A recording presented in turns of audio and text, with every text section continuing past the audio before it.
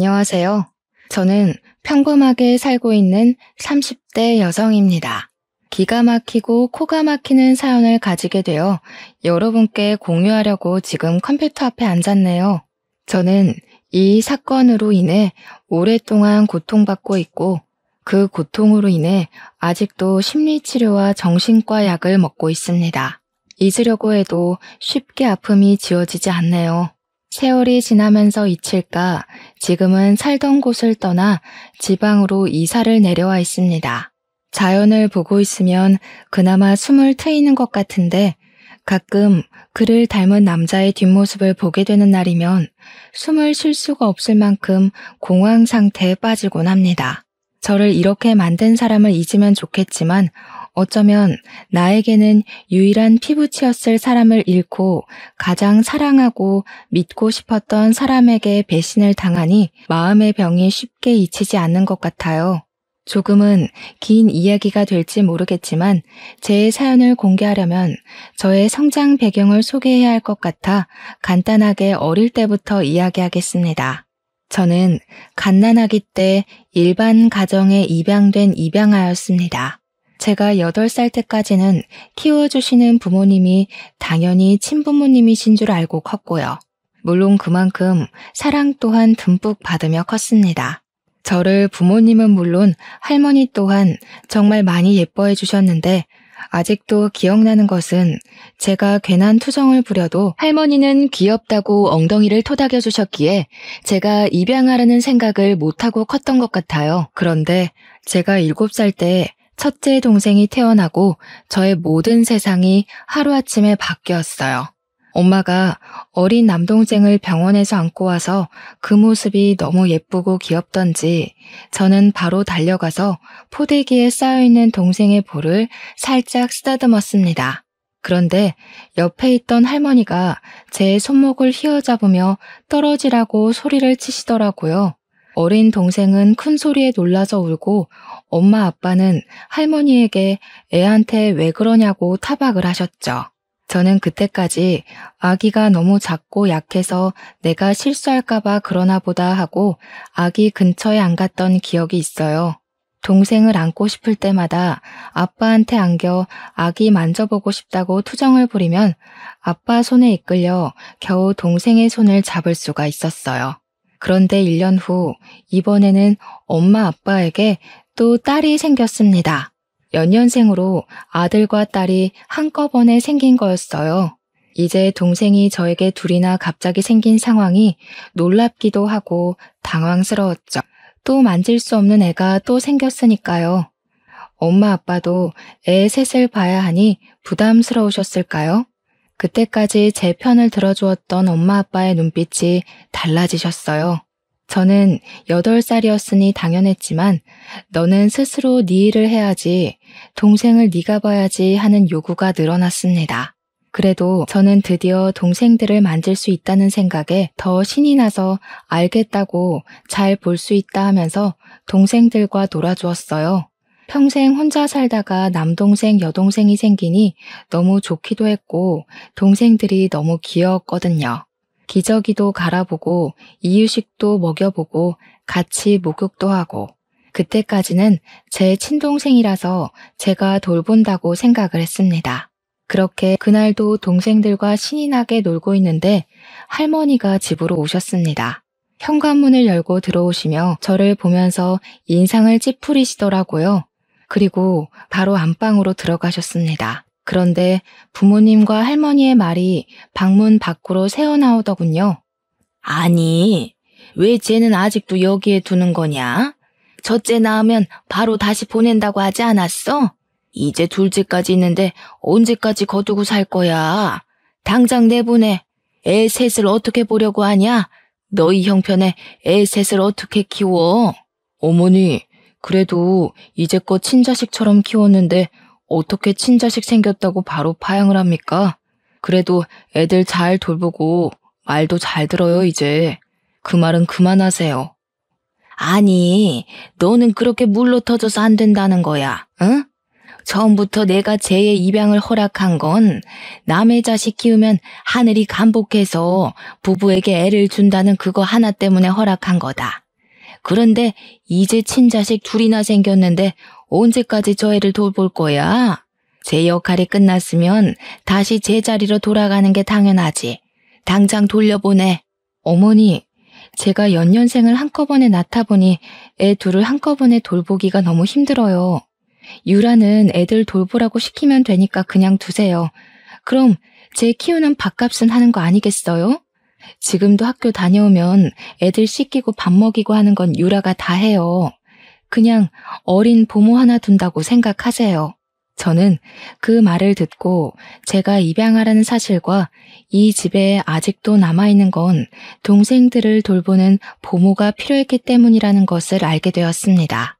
그리고 제 역할을 제대로 하지 못하면 이 집에서 쫓겨나야 한다는 사실도 알게 되었죠. 어떻게든 다시 이 집의 가족이 되려면 저는 착실히 제 역할에 충실을 해야 했습니다. 물론 엄마 아빠는 저를 보내기 싫어서 할머니를 달래려고 그런 말을 하실 수도 있었지만 어린 저는 그런 생각을 하지 못했죠. 저는 이곳에서 살기 위해 학교를 다녀오면 바로 애들을 돌봐야 했어요. 어차피 부모님이 맞벌이하니 동생을 돌보는 것은 당연했지만 제가 입양하라는 것을 몰랐을 때와 아이들의 돌보는 느낌은 천지 차이가 되어버렸죠. 그 전까지는 가족으로서 의무였다면 이제는 저에게 생존의 문제가 되어 있었으니까요. 동생이 열이라도 나는 날이면 저는 손발이 덜덜 떨려왔어요. 제가 잘못해서 동생이 아픈 건 아닌지, 아이를 잘 못 본다고 저를 쫓아내지는 않는지 온갖 걱정이 저를 휘감았죠. 그렇게 세월이 가고 제가 중학교 3학년 때 아빠가 갑작스러운 사고가 나시고 말았어요. 아빠가 일하시다 높은 곳에서 떨어지셨는데 엔지니어로 일을 하셨던 아빠는 회사를 더 이상 다닐 수가 없으셨어요. 어깨뼈가 심하게 다치시며 손을 높이 드실 수가 없게 되었거든요. 엄마 혼자 저희 식구들 모두 먹여 살려야 할 상황이 되자 가장 먼저 눈에 가시덩어리인 제가 눈에 밟히셨나 봐요. 할머니가 온 식구를 불러 모으셨어요. 사실 저는 할머니가 무슨 말을 꺼내실지 대충 감이 왔어요. 저를 보실 때마다 언제부터인지 할머니는 저를 감정 쓰레기통으로 사용하고 계셨거든요. 너희 이제 어떻게 할 거니? 이제 아범 너는 직장도 그만두었는데 어멈 너 혼자 벌어서 애들 먹여 키우고 또 병원비에 학원비에 다 어떻게 감당할래? 군입 하나라도 줄여야겠지 않니? 쟤 그만 보내라. 저만큼 키웠으면 하늘도 감복해서 놀랐겠다. 이제 보내도 원망 하나 하지 않을 거야. 할머니 말에 엄마 아빠는 아무 말이 없으셨어요. 이미 그 순간 저의 운명은 결정되어 있었던 거죠. 순순히 모든 것을 받아들여야 했습니다. 이제껏 이곳에 있었던 것도 다행이라 생각해야 했죠. 그렇게 아무 말도 안 하고 제 짐을 챙겨 들었습니다. 짐이라고 해봤자 책가방, 자잘한 학용품, 옷 몇 가지와 교복뿐이었습니다. 그 모습을 본 동생들은 두 눈이 휘둥그레지더라고요. 이제껏 친누나 친언니인 줄 알았던 제가 피를 나눈 사이가 아닌 사이라는 것을 알았으니까요. 집을 나가려는데 양쪽에 한 놈씩 붙어서 저를 붙들었습니다. 안 돼, 누나. 가지 마. 누나, 나 두고 가지 마. 누나 없으면 밥은 누가 줘? 응? 이제 누가 공부 알려줘. 나도 데려가. 같이 갈래. 언니, 가지 마. 할머니 미워. 왜 언니 쫓아내는 거야? 할머니가 나가. 언니 말고 할머니가 우리 집에서 나가. 언니랑 있을 거야. 언제나 집에서 동생들을 챙기는 것은 온전히 저의 몫이었기에 어쩌면 동생들에게는 저는 엄마 같은 존재였을지도 모른다고 생각이 들더군요. 꼭 물가에 내놓은 아이들을 보는 것 같았어요.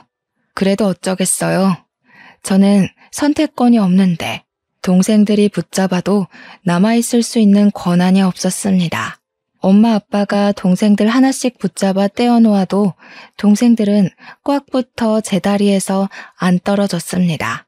저는 꾹꾹 참았던 눈물을 흘리고 말았어요. 그래도 저를 가족으로 받아주는 건 동생들 뿐이었으니까요. 그리고 이곳에 남아있고 싶었습니다. 저는 할머니 앞으로 무릎을 꿇었어요. 제발 3년만 이곳에 있게 해주시면 안 될까요? 그냥 잠만 재워주세요. 다른 거 안 바랄게요. 학비 안 주셔도 돼요. 제가 알아서 할게요. 그러니까 그냥 잠만 재워주세요. 동생들은 이제 할머니한테 붙어서 언니 누나 쫓아내지 말라고 울고불고 떼를 썼습니다. 할머니는 한참을 울어대는 동생들을 보며 알겠다 하며 손을 내저으시더라고요. 저는 그 모습을 보고 겨우 숨을 내뱉으며 안심을 했습니다. 모르는 곳에서 새로운 시작을 하는 것보다 그래도 이곳에 있는 것이 더 나았으니까요.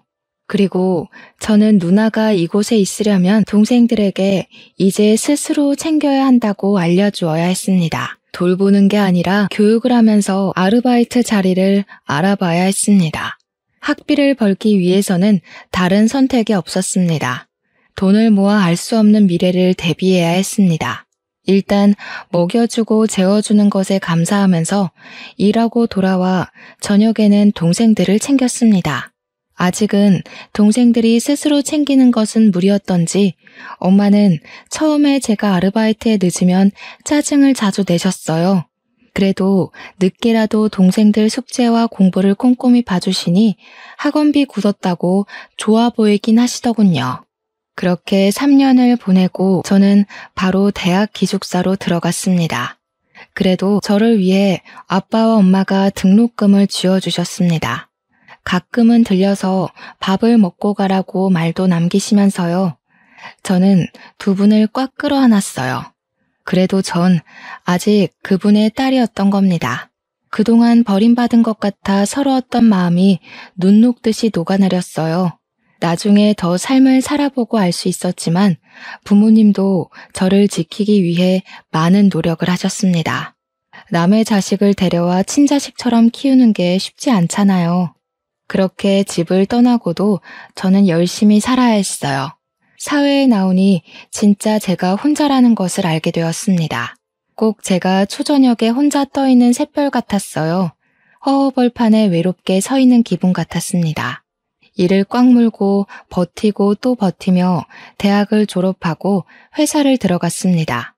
패션 회사에 다니면서 돈을 버니 그나마 생활이 안정되고 이제 저도 행복이 찾아올 것 같았죠. 뛰어난 실력은 아니었지만 그래도 작은 성과를 내며 꽤 인정을 받았습니다. 그렇게 그런저런 생활을 하던 중 그 일을 맞이했습니다. 하루는 회사에서 급하게 저보고 출장을 다녀오라는 겁니다. 뉴욕으로 말입니다. 원래 제가 가야 할 출장이 아니었지만 담당자가 급성 장염이 걸리며 병원에 있다고 말했죠. 저는 급하게 제 짐도 못 챙기고 회사의 옷이 담긴 캐리어를 끌고 출장을 다녀와야 했어요. 너무 급하게 챙겨서 캐리어의 상태를 살필 겨를 없어서였을까요? 겨우 낑낑거리며 캐리어를 밀고 가는데 어떤 신사분이 다가와 도와줄까요? 하고 물어보는 겁니다. 어이구, 바퀴가 고장나신 것 같은데 제가 도와드릴까요? 어디까지 가시나요? 제가 들어드리겠습니다. 택시 승강장으로 가시면 되나요? 어휴, 뭐가 들어있길래 이렇게 무겁죠? 여성분이 혼자 들기 힘들겠어요. 남자분은 훤칠한 키에 다닐 해니를 뺨치게 이국적으로 생긴 젠틀맨이었어요. 외모도 호감이 갔지만 친절하기까지 해 호감이 안 갈 수가 있나요? 아, 감사합니다. 정말 난감했거든요. 네, 택시 승강장까지만 도와주시면 될 것 같아요. 회사 물건이 들어있어요. 캐리어도 회사 비품이다 보니까 관리가 안 되어서 고장이 난 줄 몰랐네요. 감사해서 어떻게 하죠? 남자는 저를 향해 싱긋 웃어 보였습니다. 그 미소가 얼마나 매력적이던지 순간 심장이 콩닥였죠. 그랬군요. 저는 가방이 하도 크길래 이민 오시는 줄 알았어요. 회사 가방이셨군요. 이렇게 무거운데 여자 혼자 보내다니 너무하네요. 제가 아니었으면 큰일이었겠어요. 그는 택시 트렁크까지 가방을 친절하게 넣어주었습니다. 감사하다고 남자에게 인사를 남기고 택시를 타서도 택시 뒷창으로 그를 힐끔거리면서 쳐다봤어요. 괜히 연락처라도 물어볼 걸 하는 아쉬움도 남았어요. 그렇게 며칠을 지나지 않아 저는 다시 그 남자를 만났습니다. 그때 저는 회사 직원들과 회사 앞 카페에서 커피를 마시러 들렀을 때였습니다. 한참 커피를 주문하고 있는데 뒤에서 하는 소리에 돌아보니 바로 그 남자가 테이블에 앉아 있는 겁니다. 저는 너무 반가운 마음과 저를 한눈에 알아본 그를 보고 깜짝 놀랐죠. 그때는 정말 아주 잠깐이었으니까요. 저는 회사 직원들에게 먼저 가라고 하고 그에게 다가갔습니다. 어머, 이곳에서 다 뵙네요? 여기는 무슨 일 때문에 오신 거예요? 그때 도와주셔서 정말 감사해요. 덕분에 큰 문제 없이 다시 회사로 돌아왔습니다. 다행이네요. 안 그래도 그렇게 보내놓고 정말 걱정이 많았거든요. 그런데 이렇게 또 만난 거 보니 우리 혹시 운명인가요? 우연히 반복되면 운명이라고 하잖아요. 그는 그렇게 이야기하며 저를 보고 씩 웃는 겁니다. 정말 이국적으로 생긴 또렷한 이목구비가 제 눈에 한눈에 들어왔죠. 사람이 이렇게 잘생겨도 되는 건지 의심이 될 정도였어요. 그것도 그런데 저에게 우연히 반복되면 운명이라고 말을 하자 웃음이 나왔죠. 어머, 우연히 운명이 되려면 3번이 겹쳐야 한대요. 저희는 1번이 부족한 것 같은데요. 이거 어쩌죠? 아직 운명이 되지 못했네요. 제가 혹시 마음에 드세요? 그는 긴 목을 기다란 손가락으로 긁적이며 멋쩍게 웃더라고요. 아유, 전 그날 당신을 그렇게 보내서 너무 후회해서 방금 보고 너무 좋아했는데 저만 아쉬웠나 보네요. 겨우 생각한 말인데. 그럼 그 1번의 우연은 제가 운명으로 만들 테니까 우리 만나볼래요? 바로 앞에 잘생긴 얼굴로 고개를 내밀며 바라보는 남자를 거절할 수가 없었어요. 일단 그는 너무 잘생겼고 젠틀한 매너를 가졌었으니까요. 우리는 그날 바로 연인이 되었습니다. 저 또한 혼자 오랫동안 홀로 지냈기에 누군가를 만나는 게 너무 설렜죠. 정말 그는 저를 아껴주고 사랑해주는 게 느껴졌어요. 만나면 그는 제 얼굴을 뚫어져라 쳐다보는 겁니다. 제가 얼굴에 뭐가 묻었냐고 물어보면 그는 웃으며 그냥 씩 미소를 짓더라고요. 그냥 얼굴만 봐도 좋다고요. 그때는 그의 말을 그냥 곧이곧대로 믿었던 것 같아요. 저를 너무 사랑해서 그렇게 본다고 말입니다. 그는 미국 교포 어머니와 미국인 아버지에서 태어난 혼혈이라고 하더군요. 그래서 그렇게 뚜렷한 이목구비를 가졌나 봐요. 바로 아래로 2살 어린 여동생이 있다고 말도 해주었어요. 아버지는 그가 15살 때 돌아가셨다고 했습니다. 저에 대해 물어봐서 제가 입양하라는 말을 해주었어요. 어릴 때 있었던 일을 말하면 그는 손을 꽉 잡아주면서 자기와 함께하면 절대 그런 일 다시 겪지 않을 거라고 하는 겁니다. 맞잡은 손이 얼마나 따뜻한지 저는 그의 말을 들으면서 제 마음의 응어리가 녹아내리는 것 같았어요. 이제 정말 인생을 함께할 사람을 만났다고 생각했죠. 이제 외롭지 않아도 된다고 생각했어요. 그렇게 그와 만난 지 3달쯤 되었을까요? 그가 저와 결혼하자고 말을 했습니다. 유라야, 우리 결혼할까? 이렇게 너의 얼굴 보고 있는 것도 너무 좋은데 너와 매일 함께 잠을 자고 아침에 일어나고 싶어. 나랑 결혼해 줄래? 전 그 사람 말에 아무 말도 못하고 입을 우물거렸죠. 그 사람을 사랑했지만 만난 지 3달도 안 되어 결혼을 하는 건 너무 이르다고 생각했죠. 그렇게 급한 문제가 아니라고 생각했습니다. 물론 그와 가족이 된다는 건 너무 설렜죠. 항상 진짜 가족을 가지고 싶었으니까요. 하지만 결혼하자는 그의 말에 괜히 고민이 되더군요. 우리 만난 지 3달밖에 안 됐는데 너무 이른 거 아닐까? 물론 나도 당신을 사랑하고 같이 있고 싶지만 그래도 결혼은 신중해야 하지 않을까? 시간을 두고 조금 더 생각해보자. 내가 너를 빨리 아내로 맞이하고 싶어서 그래. 자주 만나서 이렇게 얼굴 보는 건 좋은데 매일 만나는 것도 아니고 나는 매일 너랑 얼굴 마주하고 싶은데 우리 결혼하자. 응? 내가 잘해줄게. 지금보다 더 많이 사랑해줄게. 가족을 갖는 것에 확신이 서지 않아서였을까요? 저는 결국 그때는 그에게 결혼하겠다고 확답을 하지 못했습니다. 아무리 생각해도 만난 지 3달 만에 결혼하는 것은 이른 것 같았어요. 주위의 동료에게 물어보니 결혼정보 회사를 통해 만나 결혼하는 경우에는 딱 3번 보고 결혼하는 경우도 있다고 하더군요. 아는 사람은 1달 만에 결혼해서 10년 넘게 잘 살고 있다. 사람마다 케바케다. 이렇게 말을 하는 겁니다. 그때 당시 정말 고민을 많이 했습니다.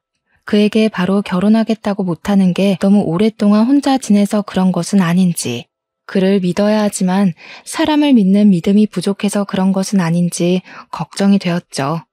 하지만 저를 간절히 바라는 그를 배신하고 싶지 않았어요. 그 또한 쉽게 꺼낸 말이 아닐 테니까요. 저는 그와 만나서 결혼하자 하고 말했습니다. 그는 활짝 웃으며 저를 꽉 끌어안았습니다.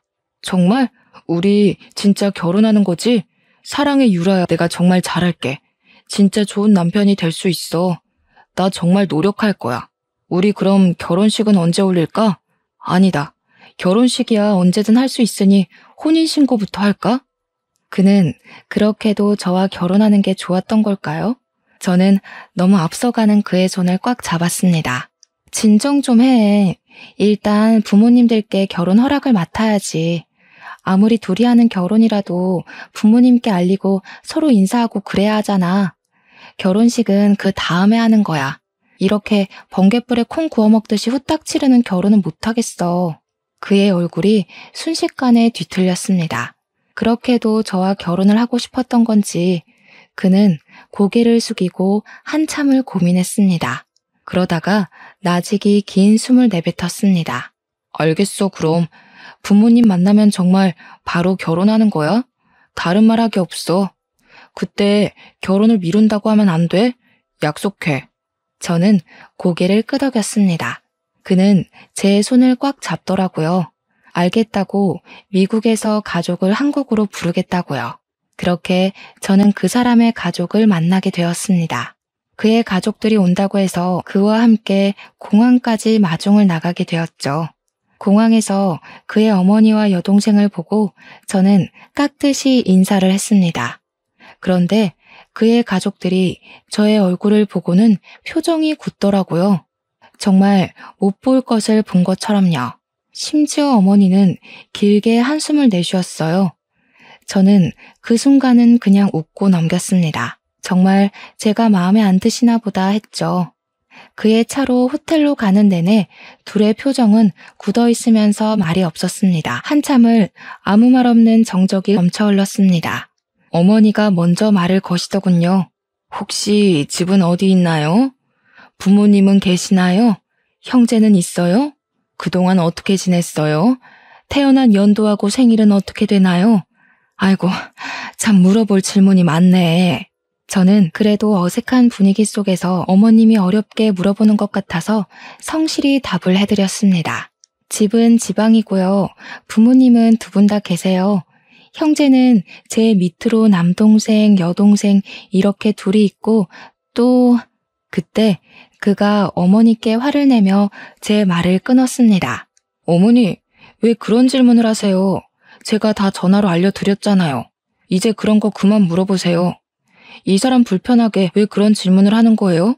유라야, 내가 다 말씀드렸어. 이제 그만 말해도 돼. 다시 차 안에 어색한 침묵이 흘렀습니다. 저는 당시에 가족 사이가 나쁜가 보다 하고 넘겼습니다. 그리고 그가 정말 제가 불편할까봐 그런 거라고 생각을 했죠.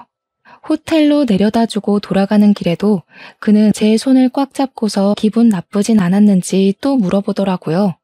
이렇게 저를 챙겨주는 게 고맙기만 했죠. 그렇게 가족이 모인 상견례가 시작되었습니다. 저는 엄마 아빠를 몇 년 만에 뵙는 거였어요. 그동안 삶이 바쁘기도 했고 왠지 가족에서 떨어져 나간 것 같았거든요. 그런데 2분은 흔쾌히 저의 상견례에 와주시고 사위가 잘생겼다 하고 잘 살라고 축복을 내려주셨습니다. 남편이 정말 훤칠하게 잘생겼더라. 이놈 아빠 보고 자라서 얼굴만 보고 남편감 고른 거 아니지? 잘 살아. 그리고 불러줘서 고맙다. 저는 아빠를 꽉 껴안아드렸어요.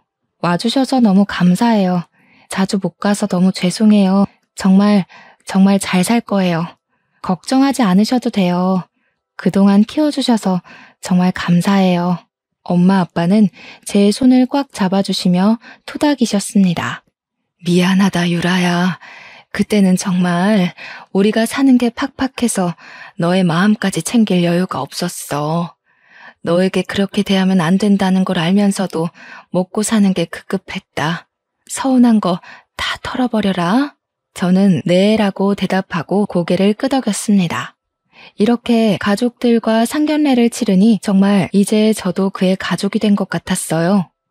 그렇게 저희는 이제 본격적인 결혼 준비를 하게 되었습니다. 그런데 이번에 그는 혼인신고를 하자고 하는 겁니다. 유라야, 우리 어차피 결혼할 거 일찍 혼인신고를 하면 어떨까? 조금 일찍 해도 좋을 것 같은데. 우리 혼인신고하고 당당하게 법적 부부가 되자. 물론 결혼 후 혼인신고를 하게 되겠지만 결혼식장도 잡지도 않았는데 너무 이른 선택 같았어요. 그래도 그건 너무 성급하게 하는 거 아닐까? 결혼식 후에 해도 늦지 않잖아. 천천히 하자. 일단 결혼식 준비하는 거에 집중했으면 하는데 결혼하기 전에 신경 쓸 게 너무 많잖아. 네가 나를 버리고 달아나 버릴까 봐 그래. 혼인신고 먼저 하자. 요즘 보면 혼인신고하고 먼저 살다가 나중에 결혼식 올리는 사람도 많던데. 우리도 그런 거로 생각하고 몇 달 후면 결혼식도 올리고 먼저 혼인신고해도 상관없잖아. 그의 말이 다 틀린 말은 아니었습니다. 그런 부부가 심심치 않게 있으니까요. 하지만 그때 당시 저는 왠지 또 거부감이 들더라고요. 이렇게 성급하게 결혼하는 것도 고민을 많이 했는데 혼인신고까지 그렇게 성급하다니요. 제가 한참 고민을 하니 그는 정말 안달복달을 하는 겁니다. 혼인신고를 먼저 하는 게 뭐가 문제냐는 거죠. 우리가 사랑해서 법적으로 부부가 먼저 되는 거라고요. 저는 그의 성화에 못 이겨 알겠다고 했습니다. 그래도 그 사실을 부모님과 그의 가족에게는 알려야 할 것 같아 전화로 연락을 드렸습니다. 그런데 예비 신우가 질겁을 하는 겁니다. 그러지 말라고요. 저는 너무 당황스러웠지만 왜 그러냐고 말을 못하겠더라고요. 상견례 전에도 저를 별로 달가워하지 않았으니 혼인신고도 환영하지 않는 거라고 생각을 못했습니다. 회사에서 퇴근하려고 준비를 하는데 예비 신우에게 전화가 왔습니다. 회사 앞 카페에 있으니 나오라고 하더라고요. 그래서 저는 카페로 갔습니다. 굳은 표정의 신우가 카페에 앉아 있었고요. 제가 앉자마자 예비 신우는 당장 이 미친 결혼을 그만두라고 하는 겁니다. 언니, 당장 이 미친 결혼 그만두세요. 그러다가 언니 정말 후회해요. 오빠가 왜 이 결혼을 하는 거라고 생각하는 거예요? 언니를 사랑해서 하는 것 같아요? 설마 그렇게 생각하는 건 아니죠? 저는 당황해서 말을 못하고 입을 뻥끗거리고 있었어요. 아무리 마음에 안 든다고 저렇게 말할 것까진 없잖아요. 그때 그가 어떻게 알았는지 저희에게 다가와 저의 손을 와락 잡아서 자리에서 일으켜 세웠어요. 너 무슨 말이 그래? 유라에게 왜 결혼을 그만두라고 하는 거야? 내가 유라를 사랑하지 그럼 안 그렇다는 말이야? 이런 말 할 거면 너 당장 미국으로 돌아가. 그의 여동생은 그를 날카롭게 쏘아보더라고요. 내가 왜 오빠가 이 언니 만나는지 모를 것 같아? 오빠 아직도 그러는 거지? 아직도 안 고쳐진 거야? 그렇지. 오빠가 이 언니랑 결혼하는 거 제니퍼 때문이잖아. 그의 손이 예비 신우의 뺨을 날카롭게 지나쳐 갔습니다. 너무 놀라 손으로 입을 막고 두 눈을 동그랗게 뜨는 사이에 저는 그의 손에 이끌려 카페를 나서고 있었습니다. 그에게 이끌려 차에 태워지면서 그에게 제니퍼에 관해 묻고 싶었지만 그의 얼굴을 보고 입을 다물었습니다. 당장이라도 폭발할 것처럼 시뻘개져 있었습니다. 그의 손에 이끌려간 곳은 그의 집이었어요. 만남이 짧아서인지 지금까지 사귀면서 그의 집은 처음 가봤어요. 이제 곧 있으면 이곳은 저희 신혼집이 될 곳이었죠. 그는 집에 오자마자 저를 와락 끌어안았습니다. 저를 품에 안고 온몸을 잘게 떨고 있었습니다. 미안. 난 정말 너를 놓치기 싫은데 이렇게 보기도 아까운데 우리 가족은 나의 결혼을 받아들이기 너무 싫은가 봐. 난 유라 너만 있으면 돼. 그럼 우리 가족도 버릴 수 있어. 내 옆에 있어 줄 거지? 저는 그의 등을 토닥였습니다. 저를 간절히 바라는 그의 마음을 잘 알 것 같았어요. 저도 그와 같은 마음이었으니까요. 세상 천지에 저에겐 그밖에 제 편이 없었으니까요. 알아. 나도 당신 마음 다 알아. 나도 당신만 있으면 될 것 같아. 그러니까 가족을 버린다고 하지 마. 혼자는 너무 외로워. 내가 직접 겪어봤잖아. 내일 당장 혼인신고하러 가자. 우리가 법적으로라도 이어져야 우리 가족이 더 이상 우리를 갈라놓지 못하지. 오늘은 이곳에서 자고 내일 아침에 바로 가서 혼인신고하자. 알겠어. 내일 당장 하자. 당신이 원하면 나도 좋아. 그러니까 이제 동생한테 손찌검하지 마. 나 아까 너무 무서웠어. 그는 저를 꽉 끌어안고 알겠다고 하더군요. 내일이면 그와 정말 부부가 된다고 생각하니 마음이 뭉클해지더군요. 그동안의 걱정이 참 무색해졌습니다.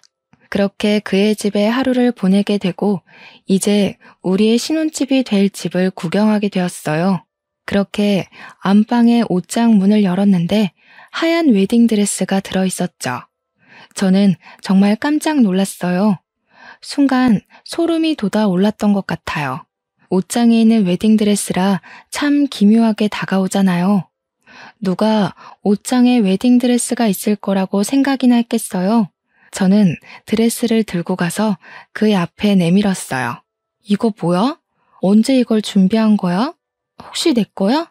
이걸 왜 옷장에 넣어둔 거야? 혹시나 나를 위해 준비한 것인지 물어보고 싶었어요. 이곳에 있으니 당연히 제 것이라고 생각했으니까요. 그는 다가와서 저를 보며 싱긋 웃는 겁니다. 나의 신부를 위해 미리 준비했지. 너와 참 잘 어울릴 것 같아서. 입어볼래? 참 잘 어울릴 거야. 너를 생각하면서 고른 드레스니까. 저는 다시 드레스를 바라보았어요. 그런데 드레스가 유행이 지난 디자인이었습니다. 최신 유행하는 디자인은 아니었지만 그래도 저를 위해 준비했다고 하니 순간 설레더군요. 이렇게 드레스를 준비할 정도로 저와 결혼을 원했다고 생각을 했으니까요. 저는 드레스를 가지고 가서 입어보기로 했어요. 안방으로 들어가서 드레스를 입고 살짝 치마를 들었는데 치맛단 끝 속치마에 갈색 얼룩이 보이는 겁니다. 치마를 들여 안쪽을 보니 핏자국이 더 선명하게 보였어요. 오래되어 갈색으로 변색된 핏자국에 저는 온몸에 소름이 쫙 끼쳐서 서둘러 방문을 걸어 잠가 버렸습니다. 그가 문을 잠그는 소리를 들었는지 문고리를 쥐고 흔들면서 말했습니다. 제니퍼, 무슨 일이야? 무슨 일 있어? 문 좀 열어봐. 제니퍼, 왜 문을 잠근 거야? 문 열어. 왜 문을 잠근 거냐고. 그의 목소리가 선명하게 제 귓속으로 파고 들어왔습니다. 제니퍼라니. 그의 입에서 나오는 이름은 분명 제니퍼라는 이름이었어요. 저는 온몸에 닭살이 올라오자 문 옆에 서랍장을 밀어 문 앞에 가져다 놓았죠. 그리고 침대 위에 벗어놓은 제 옷에서 핸드폰을 꺼내 예비 신우에게 전화를 걸었어요. 그는 아직도 문 앞에서 문을 두드리며 제니퍼를 찾고 있었죠. 여보세요? 저예요. 지금 그의 집인데 그가 저를 제니퍼라고 불러요. 도대체 제니퍼가 누구죠? 지금 그를 피해 안방에 혼자 있어요. 예비 신우가 길게 숨을 내쉬더군요. 그리고 저에게 충격적인 이야기를 들려주었어요. 제니퍼는 오빠가 사랑한 첫사랑의 이름입니다. 둘은 8년을 사귀고 결혼을 약속한 사이였어요. 그런데 갑자기 죽어버려서 오빠가 아주 힘들어했어요. 당신하고 많이 닮았어요. 아니, 저도 처음 당신을 봤을 때는 당신이 혹시 제니퍼가 아닌가 착각을 했습니다. 그녀의 말에도 저는 이해가 가지 않았죠. 아무리 닮았다고 해도 사람을 착각한다는 게 말이 안 되잖아요. 아무리 닮아도 사람을 착각하다니 말이 안 되잖아요. 그리고 그 사람 집에 웨딩드레스가 있던데 혹시 이것도 제니퍼의 드레스인가요? 혹시 당신은 자신이 쌍둥이라는 것을 모르고 있었나요? 제니퍼는 자신이 아기 때 한국에서 입양이 되었다고 일란성 쌍둥이 동생이 한국에 남아있다고 항상 말했습니다. 혼자 미국으로 입양되었다고요. 언젠가 당신을 만나러 한국으로 가겠다고 말했었습니다. 저는 그때까지 저에게 쌍둥이 언니가 있다는 걸 모르고 살았습니다. 결국 그가 사랑한 건 제가 아닌 죽은 언니였던 거죠. 그때 그가 문을 밀어내고 방 안으로 들어왔습니다. 문고리가 이미 망가져 헐렁거리더군요. 그는 저를 보며 미소를 지었습니다. 저는 그를 피해 뒷걸음쳤습니다. 그는 제게 다가와 어깨를 꽉 잡더군요. 제니퍼, 돌아왔구나. 드디어 나에게 다시 돌아왔어. 얼마나 이 순간을 기다렸는지 알아? 그때 정말 미안했어. 혹시 많이 아팠어? 너를 아프게 하고 싶지 않았는데 용서해 줄 거지? 이미 그의 눈에는 저는 없었어요. 그의 앞에서 있는 것은 제니퍼인 저의 언니였습니다. 저를 껴안는 그를 밀쳤습니다. 나는 제니퍼가 아니야. 제대로 봐. 난 김유라라고. 당신이 말하는 제니퍼는 이미 죽었어. 이제껏 나를 사랑한 게 아니라 언니를 사랑해서 나를 좋아한 거야? 어떻게 이럴 수가 있어? 순간 그의 얼굴이 뒤틀렸습니다. 그러더니 제 발밑에 무릎을 꿇으며 손을 싹싹 비는 겁니다. 아니야, 미안해 유라야. 내가 잠깐 정신이 나갔나 봐. 내가 사랑하는 건 네가 맞아. 착각하지 않았어, 정말이야. 내가 너를 얼마나 원하는데. 저는 그 순간 그에게 벗어나야겠다고 생각하고 밖으로 뛰쳐나갔습니다. 그는 뒤에서 저를 확 잡으면서 놓지를 않더라고요. 그리고 그대로 포개져 바닥으로 꼬꾸라져 쓰러졌습니다. 그는 저를 위에서 짓누르며 얼굴을 바짝 들이밀었습니다. 나에게서 도망 못 가. 왜 나를 벗어나려고 하는 거야? 내가 너를 얼마나 사랑하는데. 너도 제니퍼도 왜 날 도망가려고 하는 거야? 내가 얼마나 사랑해줬는데. 미쳤어. 너는 미쳤어. 이게 사랑이야? 이건 사랑이 아니야. 집착이지. 언니를 도대체 어떻게 한 거야? 이 드레스는 도대체 뭐냐고. 그는 저의 어깨를 강하게 짓누르며 저의 귀에 작게 속삭였습니다. 나랑 결혼하기 싫다고 해서 영원한 나의 신부로 만들었지. 이제 네 차례야. 유라야, 나를 벗어날 생각하지 마. 저는 두 눈을 날카롭게 뜬 그를 보며 온몸을 벌벌 떨어야 했습니다. 그의 손은 목을 틀어쥐고 있었습니다. 이제 나는 죽겠구나 하고 마지막 숨이 목구멍까지 차오를 때 현관문이 열리며 그의 어머니와 여동생이 경찰들과 들이닥쳤습니다. 경찰들은 제 위에 있는 그 사람을 끌어냈습니다. 결국 그는 현행범으로 바로 경찰서로 끌려갔습니다. 저는 그곳에서 그의 여동생에게 그 전에 언니에게 있었던 일을 모두 들을 수가 있었습니다. 언니와 그는 고등학교에서 만난 사이였다고 합니다. 고등학교 때까지 8년간 사귀었던 두 사람은 각자 다른 대학을 다녔던 몇 년을 제외하고 거의 곁에 붙어 있었다고 합니다.